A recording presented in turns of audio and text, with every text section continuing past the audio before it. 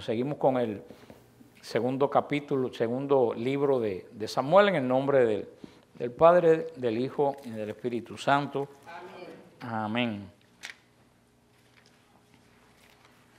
Estábamos en el capítulo 13 del libro de Samuel, del segundo libro de Samuel. Hablamos la semana pasada de lo que sucedió con Tamar.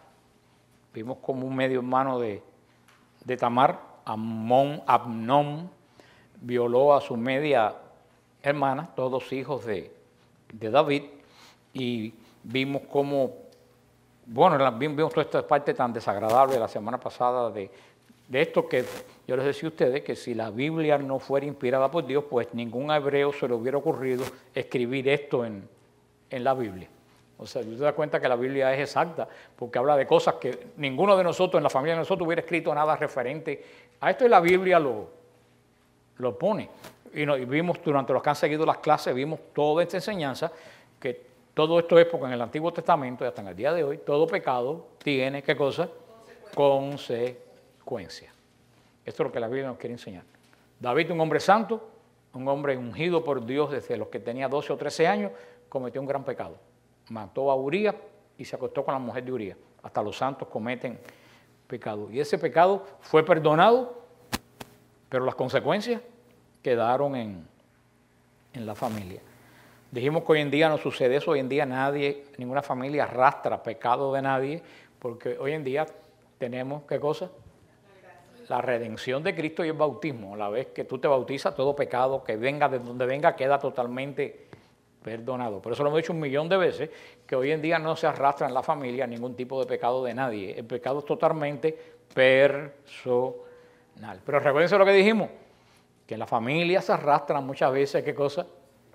Actitudes que se aprenden y se pasan de generación en generación. Se lo voy a repetir porque hay que repetirlo 500 veces, hasta que ustedes se lo graben. Y hay cosas, la bebida, el adulterio, la violencia, la depresión, se pasa de generación. No por pecado, sino porque se aprende de una generación anterior. Por eso es tan importante que yo les diga a ustedes que este sábado el Ministerio Siervos de Cristo Vivo tiene un retiro de sanación para la familia. Aquí casi nunca se hace retiro de sanación para la familia. Y debía ir toda la familia, va a ser tan jóvenes, niños. Es un retiro de sanación para la familia, para si hay cosas que hemos estado arrastrando que hemos imitado, lo hemos aprendido de nuestros antepasados. O peor, si ha habido algún pacto satánico de brujería en la familia y nosotros no lo sabemos. ¿Por qué sabemos nosotros de nuestros tatarabuelos y de todo eso? Por eso hay patrones, pero no es pecado. El pecado Dios lo perdona. En este caso de David, el pecado se quedó en la familia. ¿Por qué? Porque Cristo no había muerto todavía en la cruz. Y el pecado que se cometía, ahí se quedaba. Y vemos que el pecado de David engendró que un medio hermano violara a una media hermana. Y vimos cuál fue la respuesta de Absalón, que era el hijo de David. Y David, por supuesto, le dolió muchísimo lo que... Eso para que vean que inclusive, como yo le he dicho siempre, los santos fallan. David se molestó muchísimo, pero tú sabes que no hizo nada para corregir la situación. Y ahí también vemos también cómo los padres también muchas veces fallan. David se horrorizó, pero lo dejó pasar. Además, se recuerdan el gran problema que tenía David, Salomón y todos estos reyes que tenían montones de esposas, de concubinas y montones de hijos. ¿Se acuerdan quién le pasó eso mismo? Que todo lo dejaba pasar con los hijos que eran unos sinvergüenzas. A Eli. Que los hijos no sinvergüenzas, Eli decía, después de mí el diluvio. ¿No? Y por eso no se puede, en los padres uno no puede confundir lo que es la bondad con la justicia y con el orden. Ahora con este lío de que no se puede corregir a los hijos, y lo decía, no sé, alguien de Cuba lo decía, un educador de Cuba lo decía, corrige al niño para que mañana no tengas que castigar al adulto. Y eso es una gran ¿verdad? Y está toda esa tontería. No, porque yo soy el mejor amigo de mi hijo. Los padres no pueden ser los mejores amigos del hijo. Porque cuando tú eres socio del otro, ahí no hay respeto. El padre tiene que ser bueno, tiene que abrirse al hijo. El hijo tiene que saber que siempre encuentra en el padre todo el apoyo que necesita, pero no puede entrar cuando entra en confianza tanto con Dios como con los padres, ¿sabe que se pierde? El respeto. Y eso es lo que está pasando ahora, que ningún hijo respeta a ningún padre, si es igual que él, si actúa igual que él, si fuman juntos, si toman drogas, si cogen drogas juntos, si ahora como está la ley nueva, fuman marihuana, hasta salió en Yahoo de cómo fumar marihuana con los hijos. ¿Qué respeto va a tener un padre, un hijo hacia un padre?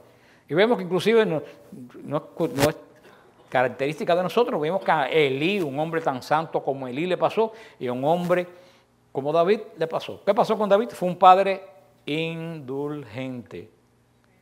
Un padre que todo él, consciente de la culpa que tenía, le permitía muchas veces todo a los hijos, que me imagino que también tendría tanto que no sabría cuál era y cuál no era. Y lo triste del caso es que David había conocido a Samuel. Y Samuel tiene que haberle hablado a David de Elí, porque ¿con quién se crió Samuel? Con Elí. Solo que tú veas que Samuel se crió junto con los hijos de Elí. Y Samuel fue santo y los hijos de Elí unos sinvergüenza. Yo me imagino que después de todo esto, ¿qué ejemplo le dio David a los hijos? Pésimo. Pésimo. Tenía a su esposa, tenía a Betsabé, un hijo que murió con Betsabé, el hijo del pecado. Me imagino que todos los criados le habrán hecho la historia a los muchachos, como siempre pasa. No, tu padre, que se las da de santo, si mira lo que... Y muchas veces no solamente, muchas veces son las madres quien lo dice de los padres y los padres quien lo dice de las madres. Y no saben que eso es lo peor que pueden hacer. Pues vemos este gran problema que comienza a ver en la familia de David. Otro factor negativo también de David era que tenía muchas responsabilidades como rey, y con tantos hijos, con tantas mujeres, con tantas responsabilidades, posiblemente tuvo muy poco tiempo para criar y formar a los hijos. Y eso es característica de David solamente. Eso pasa hoy en día en todos los lugares. Los padres están tan ocupados que no tienen tiempo de formar y de educar a los hijos. Lo dejan a la escuela o lo dejan a la iglesia. Y si lo dejan a la escuela o a la iglesia, están muy fastidiados en los dos casos. Porque la escuela ni hablar lo que le van a enseñar a tu hijo en la escuela. Y muchas veces en la iglesia como anda, yo no sé ni qué cosa le están enseñando en el catecismo a los muchachos. La educación de la fe comienza en la casa. Hay responsabilidad ni del cura, ni de la monja, ni de la iglesia. La educación del hijo es responsabilidad única de los padres. Única, exclusivamente. En la iglesia te van a enseñar el catecismo, pero la fe no se aprende en la iglesia, la fe se aprende en el hogar. Si tu hijo no aprende la fe en el hogar y lo llevas al catecismo, cuando salga del catecismo va a ser un ateo o un pagano bautizado. Y esto es en todas las iglesias, sucede eso. Y yo creo que no se ha hablado demasiado de eso en la iglesia, y mira que los papas lo han hablado, de la urgencia que hay de que los hijos aprendan la fe de ¿quién? De los padres. Los abuelos no, los padres son los primeros responsables. Los abuelos pueden ayudar. Yo aprendí mi fe de mi abuela, no porque mis padres me enseñaron, sino que estaba mucho tiempo con ella, pero la fe principal de que el muchacho aprenda la fe es el padre y la madre.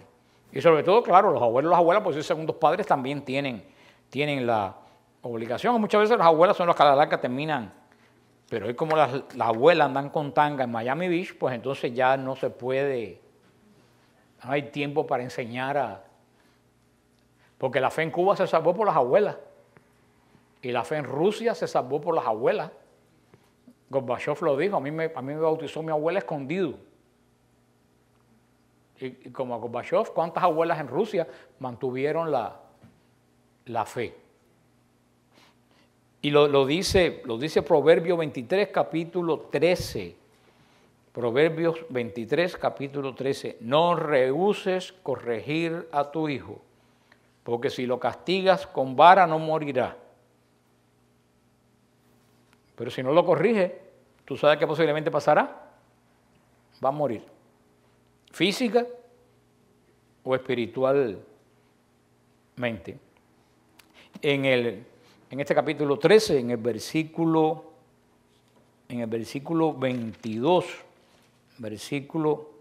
22 dice, Absalón no dijo a Amnón ni una palabra, ni buena ni mala, pues odiaba Absalón a Amnón porque había violado a su hermana Tamar.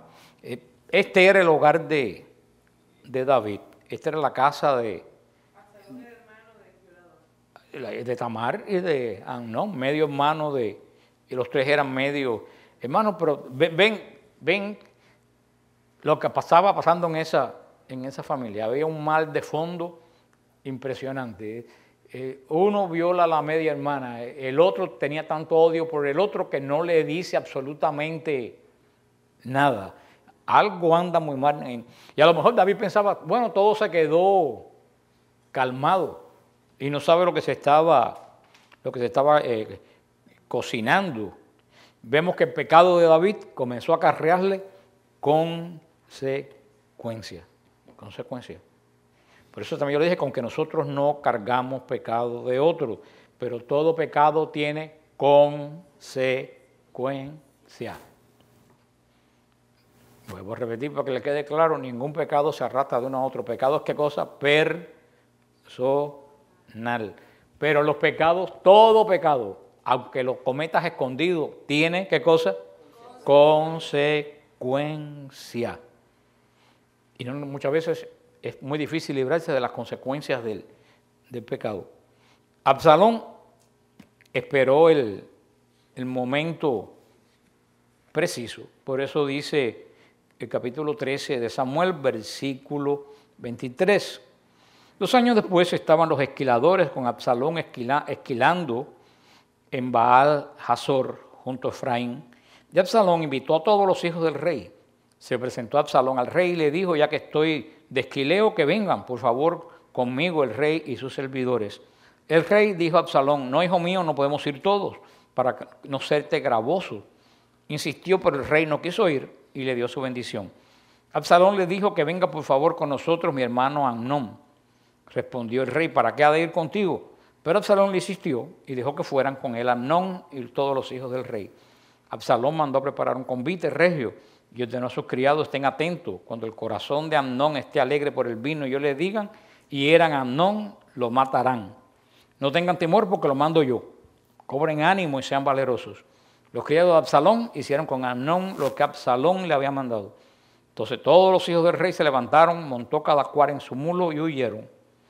Cuando iban todavía de camino, llegó a David la noticia de que Absalón había matado a todos los hijos del rey y que no había quedado ni uno solo de ellos.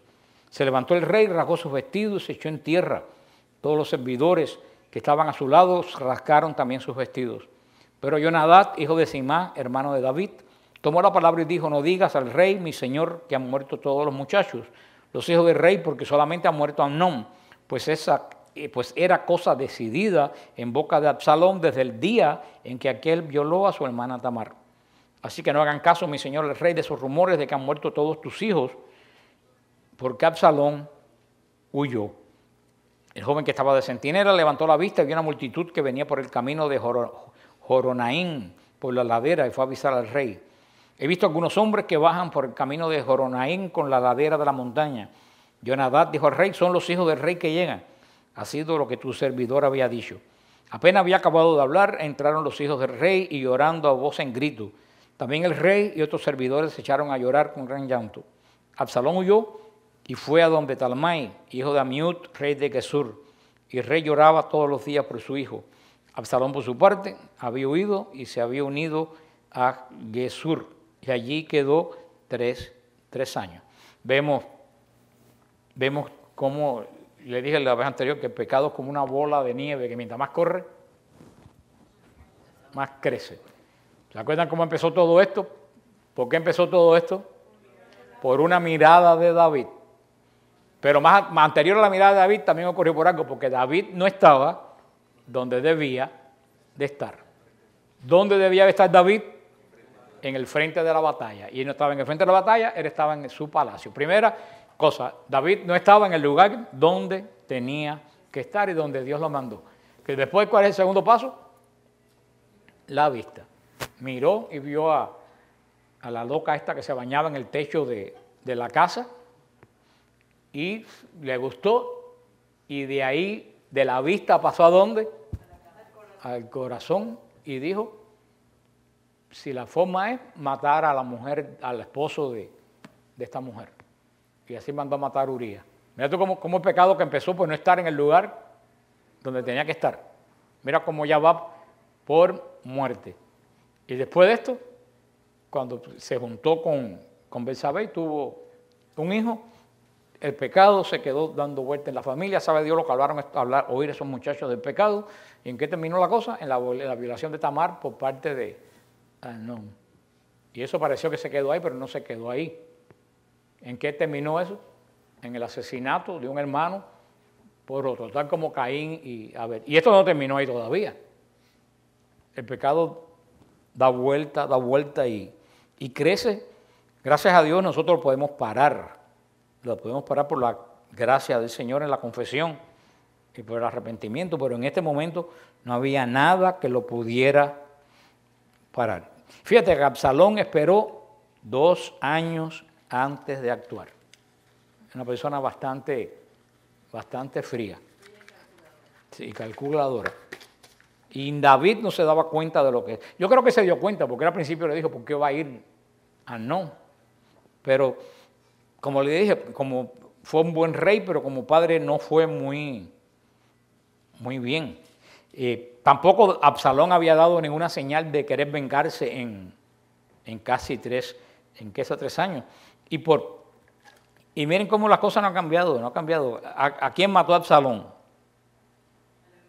A Amnón, el hermano. Y cuando llegó al palacio del rey, ¿cómo llegó la noticia? Que había matado a todos los hijos. Igualito que ahora. Una cosa empieza así y cuando llega, pasa 4 llamadas telefónicas, ya creció de magnitud. Por eso el chisme siempre desfigura la verdad. El chisme desfigura la verdad. Y así nos pasa a nosotros. Te dicen, viste lo que pasó, y cuando vienes a ver, cuando llegó al otro lado, ya no tiene nada que ver con lo que originalmente. No se me olvida que una vez una persona hace años, fue cuando estábamos en San Hugh, fue al grupo y me confirma, me dijo, ay, qué bonito todo el grupo. Y yo no había venido antes porque tenía miedo. Y yo decía, ¿por qué tú tenías miedo? Y dice, porque a mí me dijeron que en la que apagaban las luces y la gente se revolcaba por el piso. Nosotros al final poníamos las luces nada más que de arriba y orábamos por las personas. Había personas que descansaban en el espíritu. Seguro que alguien vio la luz, como la ponemos aquí al principio, gente descansando en el espíritu. Seguro que le dijo a otra, al final apagan las luces y la gente descansa en el espíritu. Y cuando dio 4 brincos, donde llegó al último, la luz se apaga en la iglesia y la gente se retuerce por el piso. Pero no se rían porque nosotros podemos ser causa de todo eso por estar pasando información que no comprobamos ni verificamos. Por eso muchas veces es mejor no pasar ninguna. ¿Se acuerdan? No me acuerdo bien ahora, pero ¿se acuerdan los 3 filtros de San Anselmo? Yo les he hablado montones de veces, no sé si me acuerdo ahora porque no me vino a la mente ahora. Y aquí yo le he dado también que alguien le dijo a San Anselmo que le iba a encontrar algo. ¿Se acuerdan de la cesta lavándola en el río? Y le dijo San Anselmo, antes que tú me le digas, vamos a pasarlo por 3 filtros. Le dijo, primero, es verdad, es bueno y es útil. Esos son los 3 filtros. Le dijo, es verdad, y la persona le dijo, no estoy seguro. Dijo, es bueno, la persona le dijo, no. Dijo, y es útil, y la persona le dijo, no, tampoco. Entonces yo no quiero saber lo que tú me vas a decir. Esos debían ser los 3 filtros por los cuales nosotros pasamos todas las cosas. Acuérdense, es verdad, es bueno y es útil. Si tú no sabes si es verdad, si no es bueno y si no es útil para nadie, ¿para qué tú vas a pasarlo? Y eso es lo que pasó. Uno mató al otro y llegó, no te quedó un solo hijo vivo. después de esto, huye al rey de Jesur. Ahora, la madre de Absalón era hija del rey de Jesur. Por eso que Absalón huye a la tribu de su madre. O sea, ¿y qué cosa era la tribu de Jesur? Una tribu extranjera. Aquí David rompió otro código extranjera. Aquí David rompió otro código de Israel. Los judíos no se podían casar con gente de otra tribu, con gente pagana. Ya vemos, y vamos a ver que Salomón fue peor. Todas las desgracias de Salomón vinieron por las esposas que no tenían la misma fe que él. Vemos que David también se equivocó y se casó con esta mujer extranjera. ¿Se acuerdan yo no sé si ustedes se acuerdan cuando hablamos de esto, que David se casó con ella en un momento que la fe de él se debilitó? ¿Se acuerdan? Y lo echaron, él tuvo que ir a una tierra extranjera y estuvo un tiempo viviendo en esa tierra extranjera cuando lo echaron de Israel, que yo le dije que culpa tenemos los creyentes cuando echamos de nosotros a alguien, las consecuencias que puede tener. Ahí se casó David con esta mujer y le había dado 2 hijos. ¿Quiénes eran los 2 hijos? Absalón y Tamar. Entonces sabemos que Absalón y Tamar eran hermanos de verdad, no eran medios hermanos, eran hermanos de padre y de madre. También si David hubiera tomado esto en las manos cuando pasó lo que pasó con Tamar, y hubiera tomado justicia con Amnón, y lo hubiera puesto preso, que si yo lo hubiera desterrado, a lo mejor todo esto no hubiera pasado. Pero vemos que Absalón huyó a la tierra de su madre. David quiso traerlo de regreso, porque era la intención de David, era que Absalón lo sucediera en el trono. Por eso que David quería que Absalón regresara, y dice aquí en capítulo 13, versículo 39, la cólera del rey David contra Absalón se calmó finalmente, porque se había consolado ya de la muerte de Amnón. Y ahí tú ves, es difícil reconocer en este rey a David que ungió Samuel. Y es difícil reconocer en este rey al rey que danzaba delante del arca. Mira tú lo que sucede cuando el pecado entra en el corazón de una persona, por muy piadosa que sea. Dice en el 14:1, conoció Joab, hijo de Sarbia, que el corazón del rey estaba por Absalón, y envió a Joab, a Tecoa, a traer de allí una mujer sagaz, a la que dijo, da muestra de duelo, vístete de luto y no te perfumes, pórtate como una mujer que hace muchos días que está de duelo por un muerto. Entra luego donde el rey y dile estas palabras a Joab, y Joab puso las palabras en la boca. Entró pues donde el rey la mujer de Tecoa, cayó rostro en tierra, se postró y dijo, sálvame, oh rey. El rey dijo, ¿qué te pasa? Y ella contestó, ay de mí, soy una mujer viuda, mi marido ha muerto, tu sierva tiene 2 hijos, se pelearon en el campo, no había quien los separase, y uno hirió al otro y lo mató. Y ahora se alza toda la familia contra tu sierva y dicen, entréganos al asesino de tu hermano. Lo haremos morir por la vida de su hermano, al que mató. Y haremos desaparecer también al heredero. Así van a extinguir la brasa que me queda y no dejarán a mi marido nombre ni superviviente en la tierra. El rey dijo a la mujer, vete a tu casa que yo daré órdenes sobre tu asunto. Pero la mujer de Tecoa dijo al rey, caiga, oh rey mi señor, la culpa sobre mí y sobre la casa de mi padre, y queden inocentes el rey y su trono. El rey dijo, si alguno todavía te dice haz algo, hazlo venir y no te molestará más. Replicó ella, que el rey mencione por favor al Señor tu Dios, para que el vengador de sangre no aumente la ruina y no extermine a mi hijo. Él dijo, vive el Señor, que no caerá en tierra en un cabello de tu hijo. La mujer le dijo, te suplico que tu sierva pueda decir a mi señor el rey una palabra. Dijo David, habla, respondió la mujer. ¿Por qué has tenido tal pensamiento contra el pueblo de Dios? Y se hace el rey culpable diciendo que no vuelva más su desterrado. Todos tenemos que morir como el agua que se derrama en tierra. No se vuelva a recoger, así Dios no vuelva a conceder la vida. Que el rey elija medios para que el proscrito no siga alejado de él.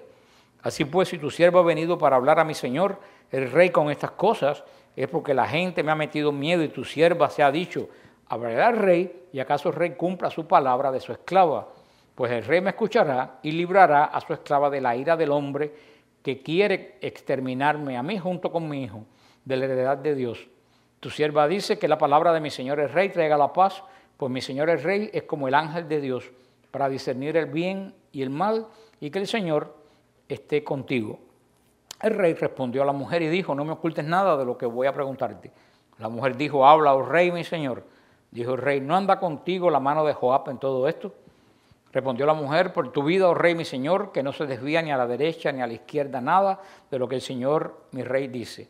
Tu siervo Joab me ha mandado y ha puesto en boca de su sierva todas estas palabras para abordar con rodeos el tema, hizo esto tu siervo Joab. Pero mi señor es prudente como el ángel de Dios y sabe todo cuanto sucede en la tierra. Entonces el rey dijo a Joab, mira, he decidido el asunto. Anda y haz que regrese el joven Absalón. Cayó Joab sobre su rostro en tierra, postrándose bendijo al rey. Joab dijo, hoy ha conocido tu siervo, que ha hallado gracia a tus ojos, oh rey mi señor, pues ha cumplido el rey el deseo de su siervo. Se levantó Joab, fue a Gesur y llevó a Absalón a Jerusalén. Pero el rey dijo que se retire a su casa, pues no pienso recibirlo. Y Absalón se retiró a su casa sin poderse entrevistar con el rey. El Señor añada bendición a su santa palabra. ¿A qué le suena a ustedes esto? A los que han cogido la parte de Samuel, de esta mujer ir a hacerle la historia al rey, para que el rey cambie de opinión, ¿no le suena? Lo que dijo Natán a David. ¿Se recuerdan que Natán fue enviado a David a reprender qué cosa? El pecado de David. ¿Y se acuerdan cómo Natán reprendió el pecado de David? Con una historia. Le dijo un hombre, tenía 2 corderos, tenía un solo cordero, y su vecino era rico, tenía muchos corderos, pero el vecino rico se empeñó en el cordero único que tenía el vecino y mató al vecino para quitarle el cordero. ¿Se acuerdan? Y David dijo, permita a Dios que pase lo que sea sobre mí si yo no mato a ese hombre que teniendo tantos corderos se quiso quitar el único que tenía. Y Natán le dijo, ese hombre eres tú, porque teniendo tantas esposas, le quitaste a la esposa de Urías matándolo. ¿Se recuerdan ese capítulo? ¿Quién mandó a Natán a hablar con David? Dios. A reprender el pecado de David. Pero ahora vemos aquí a Joab haciendo exactamente lo mismo. ¿Y quién mandó a Joab? Satanás. ¿Tú no ves cómo Satanás imita las cosas de Dios? ¿Tú no ves cómo Satanás imita las cosas de Dios? Parece que Joab estaba allí cuando sucedió lo del profeta Natán y él dijo, si funcionó aquella vez, va a funcionar esta. Él preparó esta historia, mandó a esta mujer preparada. Tú ves que Natán fue enviado por Dios, pero este hombre actuó por una mala inclinación de él. Hacer que una persona que había matado a su hermano fuera recibido sin castigo ninguno. Tú ves que hay quien lo mandó fue Satanás. Mira cómo Satanás, hay que tener cuidado porque Satanás imita las cosas de Dios. Por eso hay padres santos que han dicho que Satanás es la mona de Dios. Porque así como los monos imitan todo lo que hacen las personas, pero lo imitan como grotescamente, Satanás imita lo que hace Dios, pero ¿cómo lo hace? Tal como el mono imita a un humano, grotescamente. Por eso hay que tener cuidado porque Satanás da profecía y Satanás hace milagros. Lo dice el Señor en San Mateo 24.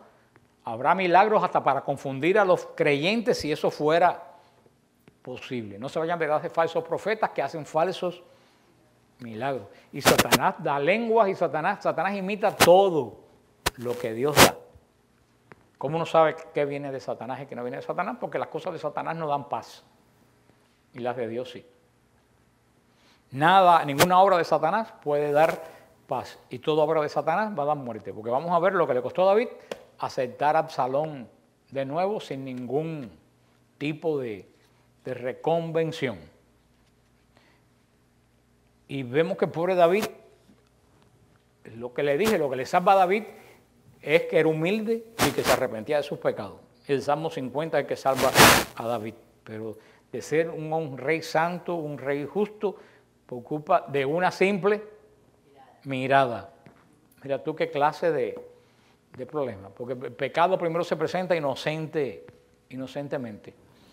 Y siguen los problemas de David. David va a seguir sufriendo enormemente por todo esto, pero David no acaba de entender. La mujer inclusive le dice que Joab le ha jugado una mala pasada y la manda a ella. Y con todo dice, ok, ya ha pasado tanto tiempo que venga el muchacho. Porque para cómo que tiene en mente hacerlo su sucesor. Suerte que Dios tenía otro plan. Pero vamos a ver la semana que viene cómo siguen las intrigas de Absalón, qué le pasa a David por culpa de Absalón.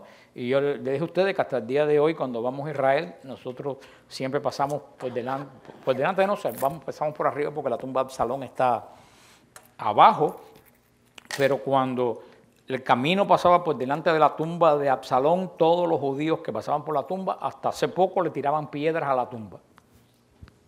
Porque todavía después de tantos siglos queda en Israel la repulsión a Absalón. Y David le hizo un gran monumento. Los que han ido a Israel, si ustedes se recuerdan, cuando los ómnibus vamos para el Santo Sepulcro, vamos al muro de los lamentos, coge por un lado, que del lado acá está Getsemaní, pero de acá hay un barranco muy grande, que de un poquito más para allá está la Gehenna. Ustedes han visto, hay 3 tumbas, una tiene arriba como un cono, ¿no se acuerdan? Y otra tiene como una pirámide, que es la profeta la tumba de Zacarías. La tumba del cono, ese grande, es la tumba de Absalón. Y pues carretera, cuando no había la de arriba, era por abajo, y todo el que pasaba le tiraba una piedra a la tumba de Absalón, porque fue lo peor que pudo haber tenido Israel.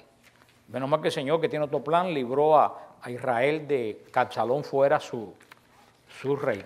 Pero por lo menos vimos cómo hay que tener mucho cuidado con lo que pasa en la familia. Y lo que el día que haya clase, que tenga que pensar de nosotros, y le he dicho tantas veces, nosotros tenemos una gran responsabilidad con las generaciones que surgen de nosotros, de nuestros hijos. Porque lo vuelvo a decir, se lo dije hace una pila de días, y con David estamos viendo, nosotros podemos dañar una generación de cientos de personas con un mal acto que hago yo.